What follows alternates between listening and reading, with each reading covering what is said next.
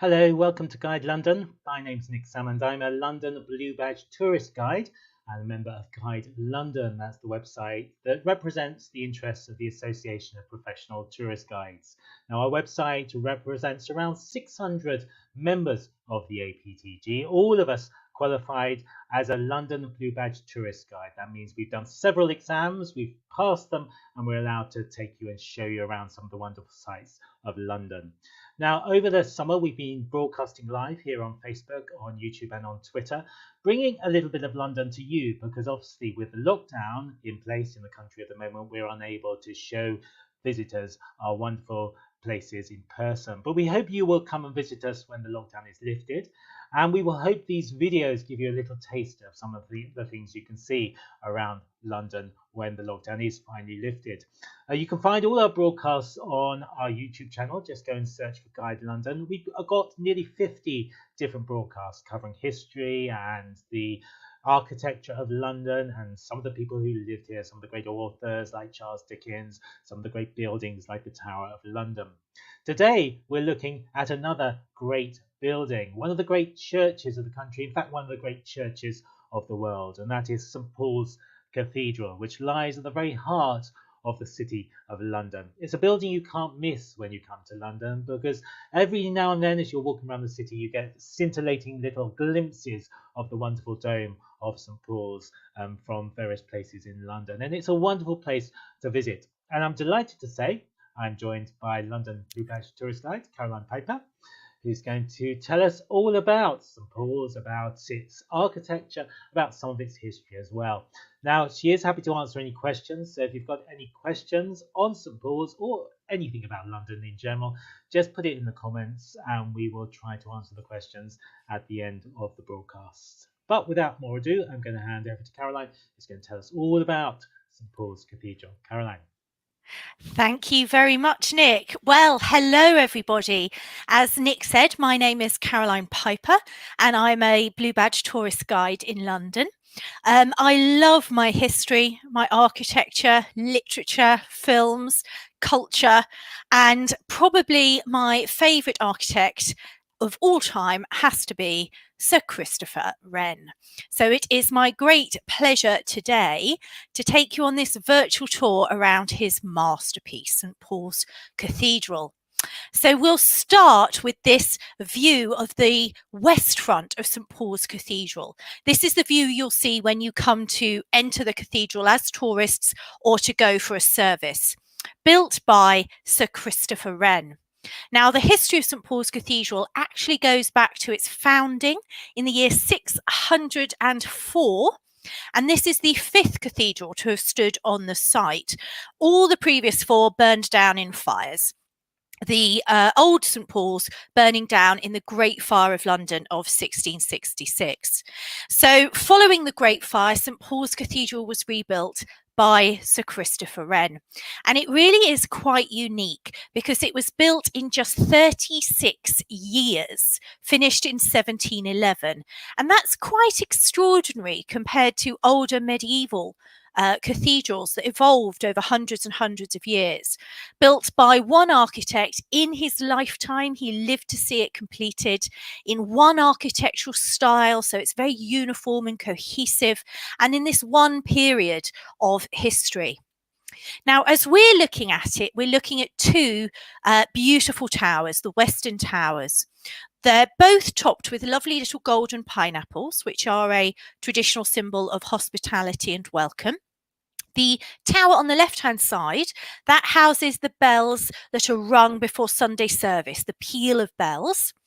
The tower on the right-hand side, up above the clock, has two very big bells. Great Tom, which will strike the hours and will also toll on rather sad occasions, such as, for example, the death of a monarch or the death of the Archbishop of Canterbury. And also a truly massive bell called Great Paul that weighs more than 17 tons. So that is even bigger than Big Ben, the bell in the Big Ben clock tower of the Houses of Parliament. And Great Paul tolls for 5 minutes before 1 o'clock. It's the lunchtime bell.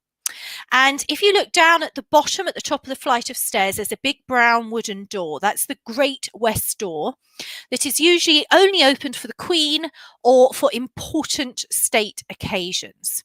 So think back probably most famously to 1981. And think of the wedding of Prince Charles and Princess Diana. She entered St Paul's Cathedral through that door with her wonderful train flowing down those steps. Also think back to 1965, to the state funeral of our great wartime Prime Minister Winston Churchill.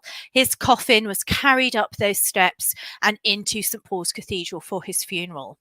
It's also a place where people come to give thanks. So Americans celebrate Thanksgiving here, usual years.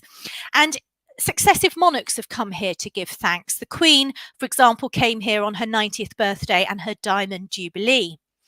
It is an Anglican Church of England church, and it is the seat of the Bishop of London, a lady called Dame Sarah Mullally, who is the most senior female bishop in the Church of England. Well, let's take a close-up look at one of the statues in front of the West Front. Now, this beautiful photo was taken in 2019 when St Paul's Cathedral held a sound and light show, which is why you've got the lovely flowers growing up the cathedral. And in front of that, you will notice a statue of Queen Anne, who was queen when the cathedral was completed in 1711. She was our last Stuart queen. She had 17 pregnancies, but tragically, none of her children survived into adulthood. And that's a story you might have seen recently in a wonderful film called The Favourite, starring Olivia Colman. And round the base of her statue, there are 4 other statues representing the countries that she ruled at the time. So facing us on the left is a statue representing Britannia, and on the right is France. And behind Queen Anne, we have statues representing America and Ireland. I think we'll go on to look at another image from that same sound and light display from 2019, when all this wonderful images and poetry were projected onto the West Front of St Paul's Cathedral to celebrate the individuals who saved St Paul's Cathedral during the Blitz, the bombing campaign of World War II. So to the left-hand side, you can see projected onto the tower our wartime king and queen, George VI and Queen Elizabeth, the Queen Mum, who were much beloved, especially for visiting bombed out areas of London and helping to boost morale. In the centre and towards the right-hand side, you'll see images of firefighters and rescue workers and air raid wardens who helped St Paul's Cathedral to survive. Winston Churchill, our wartime Prime Minister, said St Paul's had to survive at all costs. He was worried that if it were to be destroyed, Londoners' morale might break. And to be honest, it really only survived due to the dedication of a group of people called the St Paul's Watch. This was a group of 30 to 40 people who were stationed at St Paul's Cathedral every night, and their job in particular was to extinguish incendiary bombs. These are the fire bombs that are designed to set things ablaze, and they had to pick them up and plunge them into buckets of sand. So incredibly dangerous work. Now, St Paul's Cathedral was badly damaged in the Blitz. It did have a close call. So as we're looking at it, at the base of those west steps, a bomb landed in autumn 1940, really powerful explosive bomb, went pushed down into the ground almost 30 feet down, and then thank goodness the fuse didn't go off. And 2 very, very brave sappers, bomb disposal experts, spent 3 days down the bottom of this hole, safely defusing the bomb. But it was hit on 2 other occasions. The East End, where the high altar is, that was hit, and the North Transept also took a hit. But probably most famously, we think of the 29th of December 1940, when incendiary bombs rained down all over the city of London. The city was ablaze, and it seemed like St Paul's Cathedral dome was the sole survivor, this dome emerging through a haze of smoke and grey blotted out skies. And that became one of the iconic images of the London Blitz.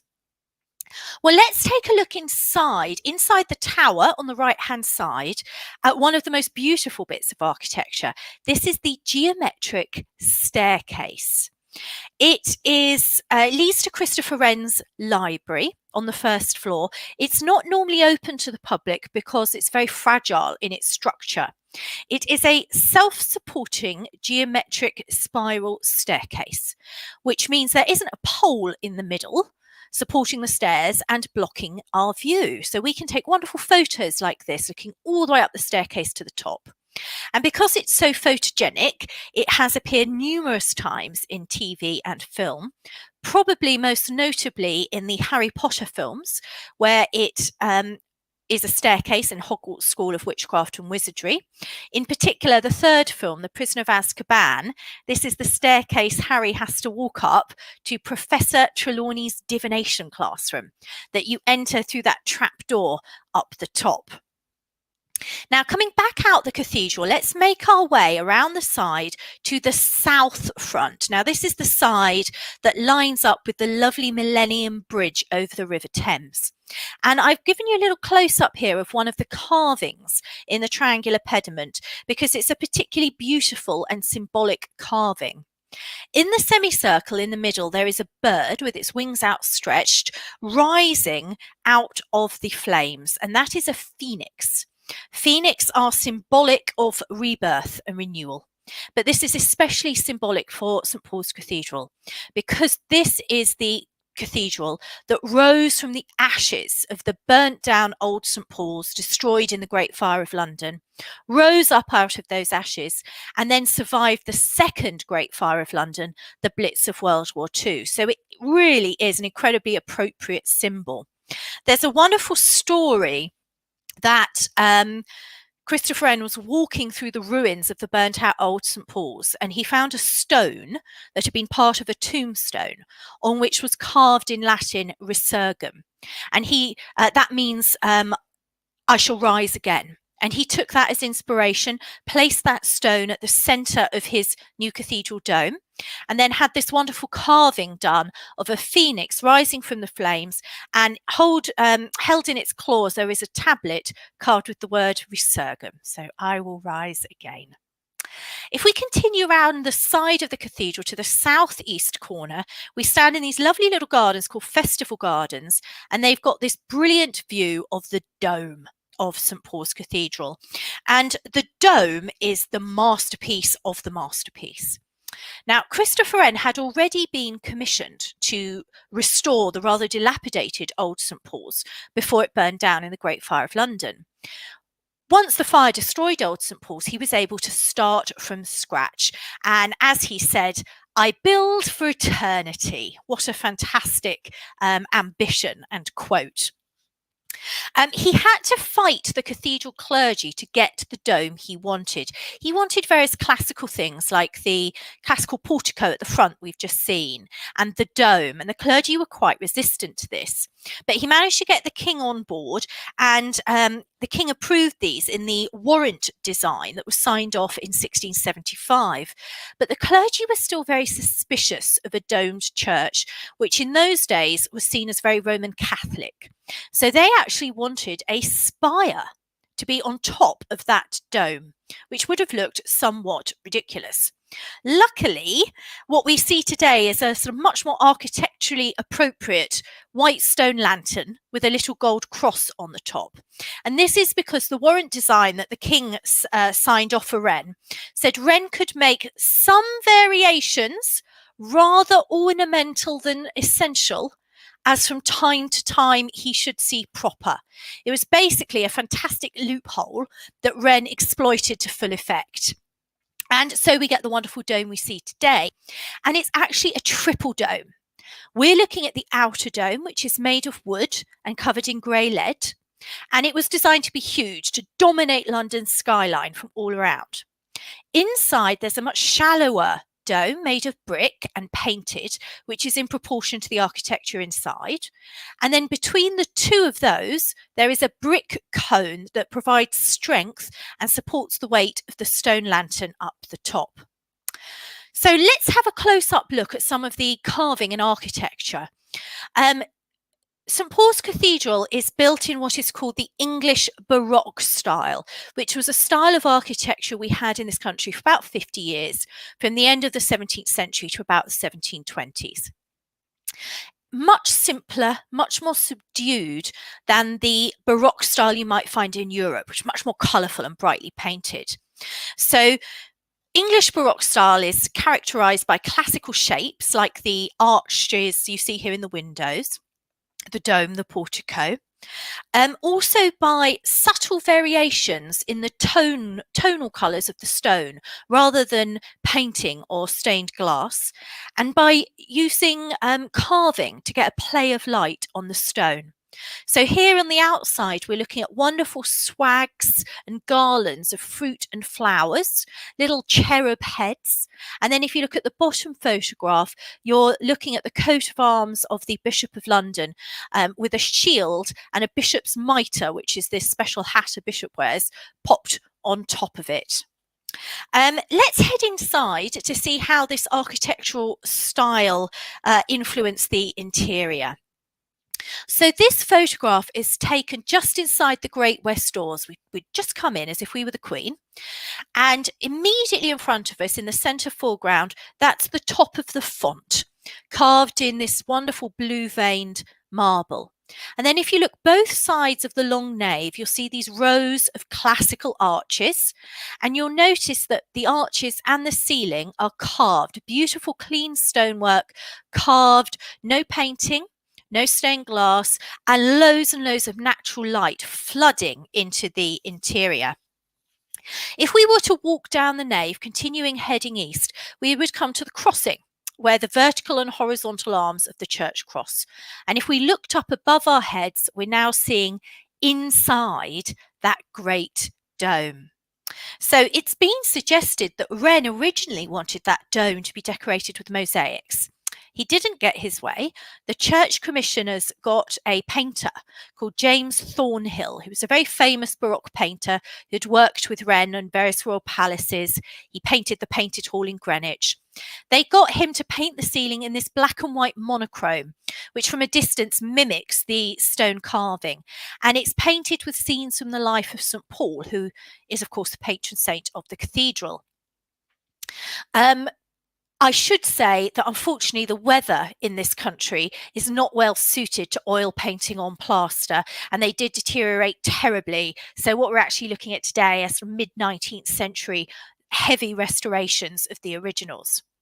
If we come down beneath them, there's a row of windows letting light flood in. And between the windows, there's statues in niches, and those are the founders of the Western and the Eastern Church. Then we come down that to a circular gallery that runs all the way around the inside of the dome. And that is the famous Whispering Gallery, which is 100 feet across in its diameter. And it's so called because if you were to climb up there and you were to whisper into the wall and your friend were to stand directly opposite you, your whisper would travel 180 degrees around the dome, and they would be able to hear it with a hand up against the wall on the other side. And people often query, does this work? Does this work? Yes, it does. If you've got too many people up there doing it, I think the various whispers create interference. But if you get up there first thing when the cathedral opens, before anyone else is up there, you can hear your friend clear as day. Running around the Whispering Gallery, there's this lovely gold gilded iron balustrade that was done by a French master blacksmith called Jean Tijoux, who Christopher Wren worked with on numerous projects. And then beneath that, you can see some lovely sort of curved triangular mosaics. Now, these are much later editions, Victorian editions, added 1864 to 1893. And the four we're looking at here show the four evangelists who wrote the books of the New Testament. And when they were added, they were a bit controversial because to add mosaics like this, sort of brightly coloured, was seen as a much more high church design characteristic than the simpler, more subdued English Baroque of Christopher Wren's church. If you look down from those, so come to the centre of the picture at the bottom, then you can see into the choir, which extends further east, and that is also covered in mosaics. The ceiling has 3 big roundels showing stories from the creation, and those were added later still between 1896 and 1904. And they were added in response to Queen Victoria's complaint that she thought St Paul's Cathedral was dull and dingy. How very rude. Coming down from our triangular mosaics, you then have, you can see 4 of the 8 big stone columns that support the dome. And luckily for us, in the early 20th century, there was some concern over the structural stability of St Paul's Cathedral, and the City of London Corporation actually served a dangerous structure notice on St Paul's. They had to close for 5 years, and they injected liquid concrete into those stone pillars, and that is what strengthened them and helped them to survive World War II. Now, we'll carry on heading east, and we're going to go to another image. This now takes us into the choir area. So either side, we have the lovely oak choir stalls covered in carving all over by the master carver, Grinling Gibbons, showing angels blowing trumpets and flowers and fruit and all these lovely things. You might notice one of the choir stalls on the right-hand side, nearest to the high altar, has a fancy canopy. And that is one of the most important choir stalls. It is topped with the bishop's mitre, and that is the cathedra or throne where the Bishop of London sits. Then in the centre, of course, we have the high altar. Now, tragically, in World War II, the high altar in the East End took a direct hit and were destroyed. So what you're looking at here is a 1950s replacement.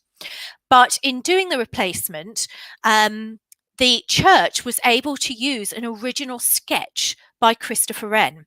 So he had sketched this wonderful baldacchino, which is the name for a canopy of honour, and they copied his sketch. So you have this wonderful twisted columns of oak gilded in gold supporting the baldacchino canopy. And on top of that, there is a golden statue of Jesus with his hand raised in blessing. And then above that, the mosaics in the ceiling showing Jesus rising in majesty up to heaven. So absolutely gorgeous. Now, returning outside, I took this photo back in 2018 when we were celebrating the 100th birthday of the Royal Air Force. And as part of those birthday celebrations, 100 planes representing the 100 years of the Royal Air Force's history flew across central London towards Buckingham Palace. And of course, one of the views that everyone wanted to get was the view of them flying over St Paul's Cathedral dome. And St Paul's is closely linked to the military. 2 of our most famous military leaders are buried there and had their funerals there. We're talking about our leaders from the Napoleonic era in the early 1800s. So Admiral Nelson, who was in charge of the Navy at the Battle of Trafalgar, and the Duke of Wellington, who was in charge of the Army at the Battle of Waterloo. Continuing round towards the east end of the cathedral, if that's okay.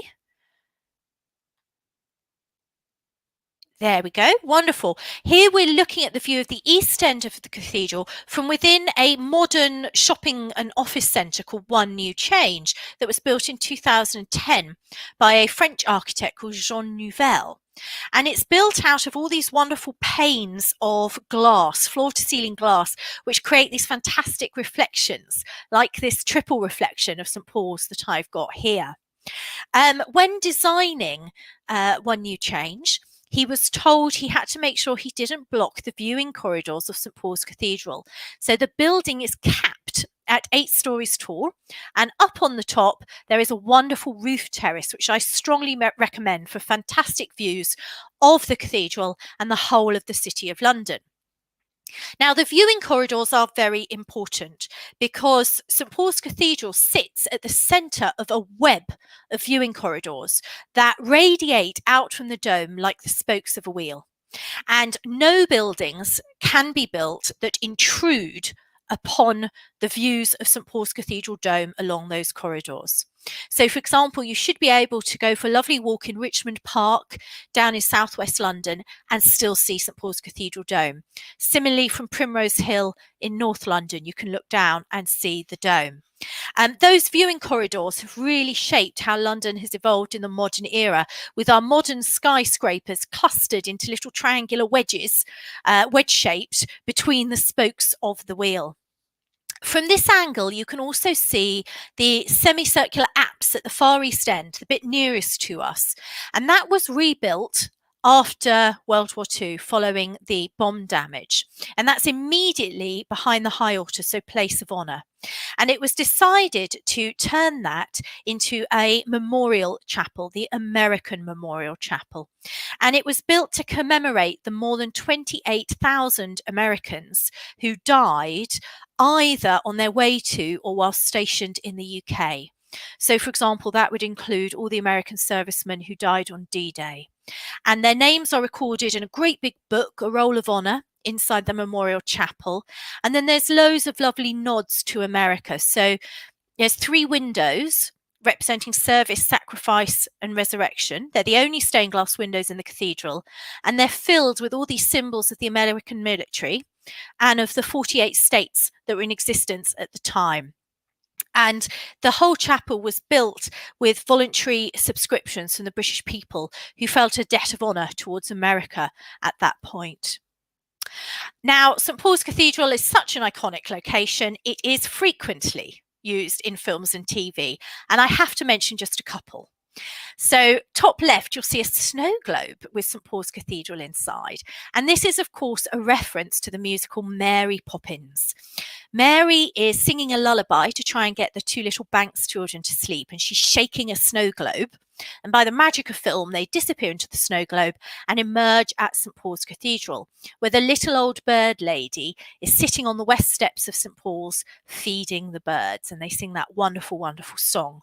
I hate to ruin things for you, but they didn't step foot in London to film Mary Poppins. That was filmed entirely at Walt Disney Studios in Los Angeles. Over to the right-hand side, you might see some weird alien-looking type people, creatures, marching down a flight of steps. Well, these are the Cybermen, and they are one of the villains battled by the Doctor in Doctor Who, which has been running for 57 years and is the longest running sci-fi show in the world. And they have twice invaded London from St Paul's Cathedral. This image is taken from the 1968 episode, and they're marching down the steps towards what today is the Millennium Bridge. And in 2014, they came back and marched out the Great West Door and down the West Steps to try and conquer London again. And then lastly, down the bottom, I have a image of a 50p piece that was specially minted by the Royal Mint in 2018 to mark the 60th anniversary of the Paddington Bear stories. And the same year, Michael Bond, the author, wrote a very special Paddington at St Paul's, which tells about him taking a day trip to the cathedral and ending up in the choir. You can buy the book from the St Paul's Cathedral shop, by the way. And of course, it reminds me of 2 fantastic films set in London, the Paddington films, especially Paddington 2, which features Hugh Grant as the evil villain who breaks into St Paul's Cathedral disguised as a nun in order to solve one of these clues that he's following around London in order to find some treasure. So just a taste of some of the films and TV that have featured London. But I think we should end on an image of the whole cathedral. So here we can see the whole length of St Paul's Cathedral, and you can see how huge it is. Now, when he died, Christopher Wren asked to be buried in the crypt underneath St Paul's Cathedral. He's buried there under a very simple slab of stone. And there is an epitaph on the wall nearby that was chosen by his son. And it reads, "Reader, if you seek his monument, look about you." And how right was his son, because I hope you could agree, looking at that wonderful image, that no man could hope for a better memorial than St Paul's Cathedral. So I hope you've enjoyed this sort of taster virtual tour around St Paul's Cathedral, and you'll be able to tune in to more of our Guide London broadcasts and perhaps join myself and my colleagues for other virtual tours. So back to you, Nick. Caroline, thank you so much. That was a fascinating look around one of London's real great buildings. If anyone's got any questions, just put them in the comments, either on Facebook or YouTube, and we'll try and answer them in the next few minutes. We've got a few comments from people around the world. Julie is watching in Liverpool. Mariangela is in Venice, so welcome to you. Deborah says, one of my favourite places on earth. It is a wonderful, beautiful building. We've got Wicker, who's watching closely in Amsterdam. Maria says, Caroline, your information about my favourite place in London is fantastic. So thank you to that. Thank you. Andrea in Virginia, where of course it's late morning, where it's approaching tea time here. We've got Luis, who's in Rio de Janeiro watching. Wow. And we've got Ross, who's just down the road in London. So you can go and visit. So looking at the image here, you can, of course, climb to the top of the dome, can't you, if you do go and visit St Paul's? How easy is that to do, and what can you see when you get up there? You definitely can, but it's something I recommend for the fit, healthy and energetic. So you can climb up to the Whispering Gallery inside, although I'm afraid that is temporarily closed at the moment. But from there, you can carry on up to the two higher galleries that are open. So as we look at the image, the stone gallery runs all the way around the outside at the top of the row of white stone columns. And then you can carry on up even further to the Golden Gallery, which is at the top of the grey dome, just at the base of the little white stone lantern. And if you make it up there, you will be 365 feet above the ground, and you will get absolutely stunning views of the whole of the City of London, as far as the Tower of London Tower Bridge, and all the way to the west you get to see the London Eye, the River Thames, and everything. But it's hard work, and make sure your knees are up to it. It's a long way up, isn't it? You go round and round the stairs, but it's worth it when you get there. There is a question that has come in from Satyam, who says, what is the significance of the North American statue on Queen Anne's, on the base around Queen Anne's statue? Well, Satyam, it's one of those statues that I think, probably looking back on it, we wish we could change slightly. But it was obviously done in the early 1700s when Queen Anne was queen, and it was the lands that she ruled. So in 1711, when the cathedral was completed, she ruled North America. So it's showing her dominance over North America. But the reason I say we sort of wish we could change it is it's a rather politically incorrect representation of America.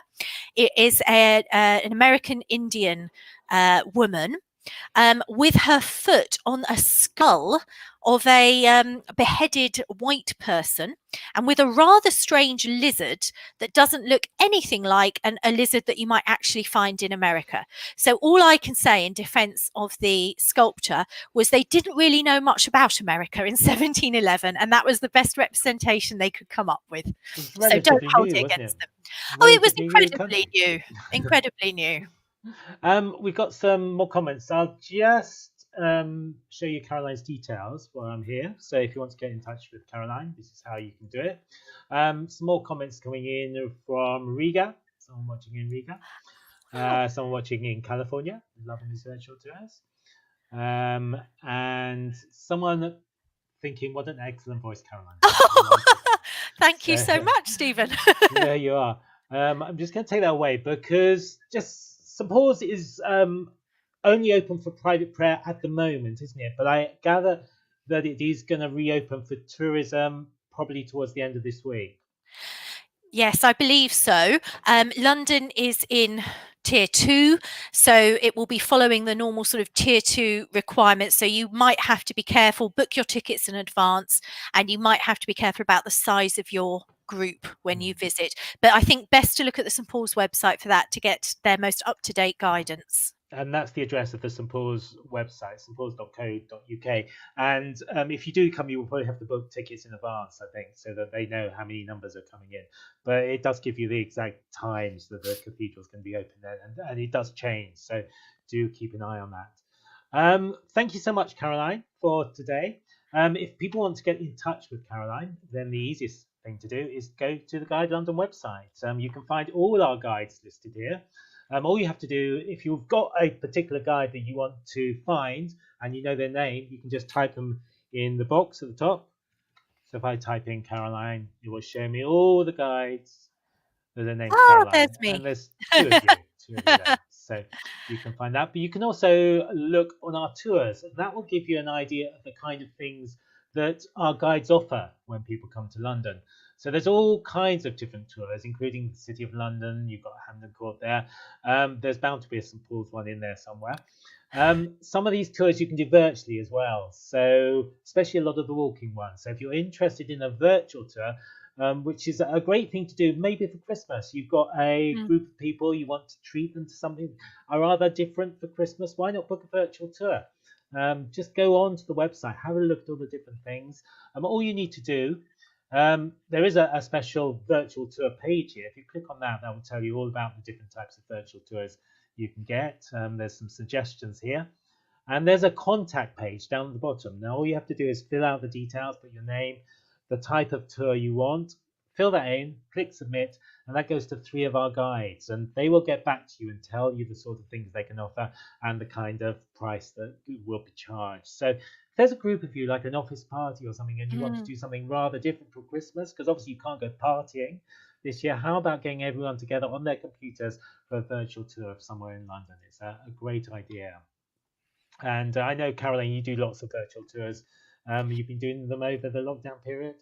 I do loads of virtual tours, and they're very popular with groups, but also I've had several families where the families live all over the world, and I've had some based in London, and then a sibling based in New York, and another sibling based in California. So we have to choose our times very carefully. But it can work, and it's a way to get all the family together, learn something new, and have some fun at the same time. Brilliant. Oh, there was one more question just before we go. Who painted the scenes of St. Peter? It's St. Paul, actually, St. Paul's Cathedral. Who painted St. Paul in the dome? So the artist's name is James Thornhill. Thornhill.